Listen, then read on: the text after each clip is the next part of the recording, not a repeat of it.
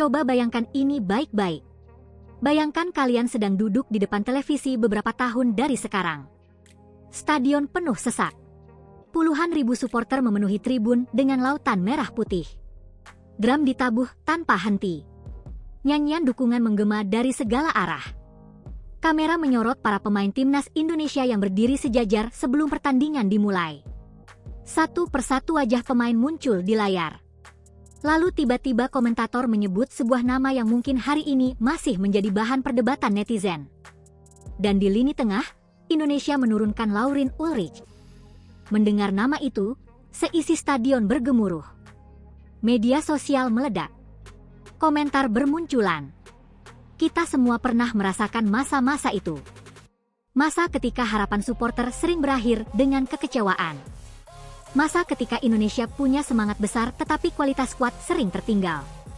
Masa ketika publik terus bertanya. Tidak bisa instan. Tidak bisa langsung jadi. Harus ada proses panjang. Harus ada pondasi. Harus ada visi. Ada yang meragukan. Ada yang optimis. Ada yang pesimis. Banyak perdebatan muncul. Sebagian orang mengatakan Indonesia harus fokus pada pemain lokal.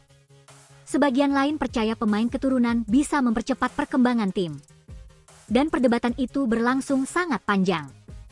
Namun waktu mulai memberikan jawabannya sendiri. Sedikit demi sedikit kualitas permainan Indonesia berubah. Tempo bermain meningkat. Kepercayaan diri pemain naik. Sekarang situasinya mulai berbeda. Timnas mulai berani menekan. Mulai berani menguasai bola. Mulai berani keluar menyerang. Mulai berani menghadapi siapa saja. Dan dari situ satu hal mulai muncul di benak banyak orang. Kalau Indonesia terus berkembang seperti ini, akan seperti apa timnas beberapa tahun ke depan? Pertanyaan itu mulai memunculkan imajinasi besar. Karena publik sadar satu hal. Indonesia belum selesai. Proyek ini belum selesai. Justru mungkin sekarang semuanya baru dimulai.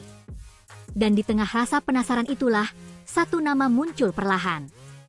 Nama yang awalnya tidak terlalu banyak dibicarakan. Tetapi semakin hari semakin membuat orang penasaran. Laurin Ulrich. Begitu nama itu muncul, netizen Indonesia langsung menunjukkan kemampuan investigasi kelas dewa. Dan kalau kalian sudah lama mengikuti dunia sepak bola Indonesia, kalian pasti tahu satu hal. Kalau ada kabar pemain keturunan, netizen Indonesia bisa berubah menjadi detektif profesional. Dalam waktu singkat orang-orang mulai mencari informasi. Mencari silsilah. Mencari rekaman pertandingan. Mencari wawancara. Mencari potongan video. Mencari hubungan keluarga. Sampai akhirnya media sosial mulai ramai. Komentar berdatangan dari berbagai arah. Benarkah punya darah Indonesia? Posisinya apa? Dia main di mana? Sehebat apa? Bisa dinaturalisasi nggak? Dan pertanyaan-pertanyaan itu terus bermunculan. Lalu video permainan Laurin mulai beredar. Cuplikan pendek. Sentuhan bola. Pergerakan. Umpan. Kontrol permainan. Dan semakin banyak orang melihatnya, semakin besar rasa penasaran itu tumbuh. Karena ada sesuatu yang menarik. Ada sesuatu yang membuat banyak orang langsung berkata, "Tunggu dulu, ini beda." Karena Laurin bukan tipe pemain yang langsung terlihat mencolok dengan trik berlebihan. Dia bukan pemain yang terus-menerus menggiring bola melewati 5 pemain. Dia bukan tipe pemain yang selalu mencari sorotan. Tetapi justru disitulah menariknya. Karena pemain seperti ini sering menjadi pemain favorit pelatih. Pemain yang bekerja diam-diam. Pemain yang tidak terlalu banyak gaya. Tetapi sangat penting. Pemain yang kehadirannya mungkin tidak langsung disadari penonton. Namun ketika dia tidak bermain, baru semua orang sadar betapa penting perannya. Dalam sepak bola modern, pemain seperti ini sangat berharga. Karena sekarang pertandingan tidak hanya soal siapa paling cepat. Tidak hanya soal siapa paling kuat. Tidak hanya soal siapa paling terkenal. Sepak bola sekarang soal keputusan. soal membaca situasi, soal kecerdasan, soal posisi, soal timing. Dan pemain yang mampu memahami hal-hal seperti itu biasanya memiliki masa depan besar. Yang membuat banyak orang semakin antusias adalah fakta bahwa Laurin tumbuh di lingkungan sepak bola Jerman. Dan kita semua tahu bagaimana Jerman bekerja. Mereka bukan hanya menciptakan pemain. Mereka menciptakan sistem. Mereka menciptakan karakter. Mereka menciptakan mentalitas. Sejak usia muda, pemain di sana dibentuk dengan sangat detail. Cara bergerak, cara berpikir, cara mengambil keputusan, cara membaca ruang, cara mengontrol emosi. Semua dipelajari. Karena di level tertinggi, detail kecil bisa menentukan hasil pertandingan. Satu langkah terlambat bisa menjadi gol. Satu keputusan salah bisa mengubah hasil akhir. Dan itulah mengapa pemain yang ditempa sistem seperti ini sering terlihat matang lebih cepat. Sekarang coba bayangkan sesuatu. Bayangkan Indonesia menghadapi tim kuat Asia. Stadion penuh. Pertandingan berjalan cepat. Lawan menekan tanpa henti. Situasi menegangkan.